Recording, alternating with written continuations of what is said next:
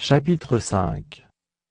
Devenez donc les imitateurs de Dieu, comme des enfants bien-aimés, et marchez dans la charité, à l'exemple de Christ, qui nous a aimés, et qui s'est livré lui-même à Dieu pour nous, comme une offrande et un sacrifice de bonne odeur. Que l'impudicité, qu'aucune espèce d'impureté, et que la cupidité, ne soit pas même nommée parmi vous, ainsi qu'il convient à des saints. Qu'on n'entende ni paroles déshonnêtes, ni propos insensés, ni plaisanteries, choses qui sont contraires à la bienséance, qu'on entende plutôt des actions de grâce.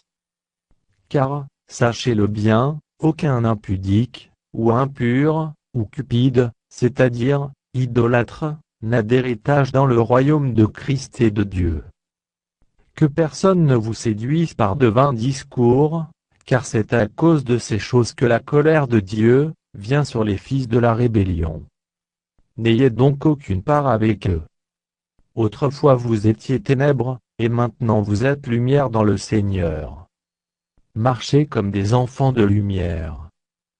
Car le fruit de la lumière consiste en toutes sortes de bonté, de justice et de vérité. Examinez ce qui est agréable au Seigneur. Et ne prenez point part aux œuvres infructueuses des ténèbres, mais plutôt condamnez-les. Car il est honteux de dire ce qu'ils font en secret.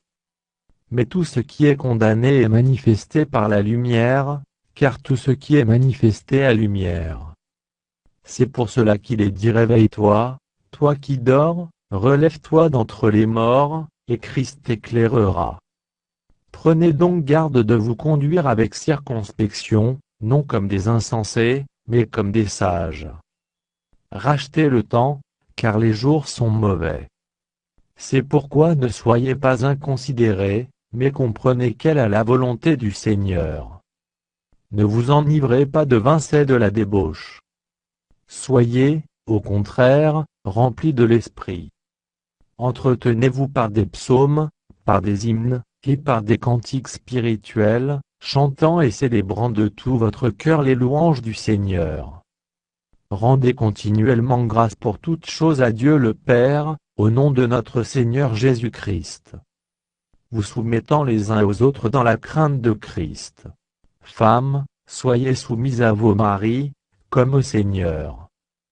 Car le mari est le chef de la femme, comme Christ est le chef de l'Église, qui est son corps, et dont il est le Sauveur. Or, de même que l'Église est soumise à Christ, les femmes aussi doivent l'être à leur mari en toutes choses. Marie, aimez vos femmes, comme Christ a aimé l'Église, et s'est livré lui-même pour elle. Afin de la sanctifier par la parole, après l'avoir purifiée par le baptême d'eau.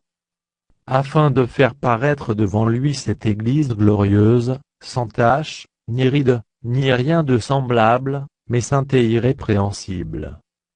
C'est ainsi que les maris doivent aimer leurs femmes comme leur propre corps. Celui qui aime sa femme s'aime lui-même. Car jamais personne n'a haï sa propre chair, mais il la nourrit et en prend soin, comme Christ le fait pour l'Église. Parce que nous sommes membres de son corps. C'est pourquoi l'homme quittera son père et sa mère, et s'attachera à sa femme, et les deux deviendront une seule chair. Ce mystère est grand, je dis cela par rapport à Christ et à l'Église. Du reste, que chacun de vous aime sa femme comme lui-même, et que la femme respecte son mari.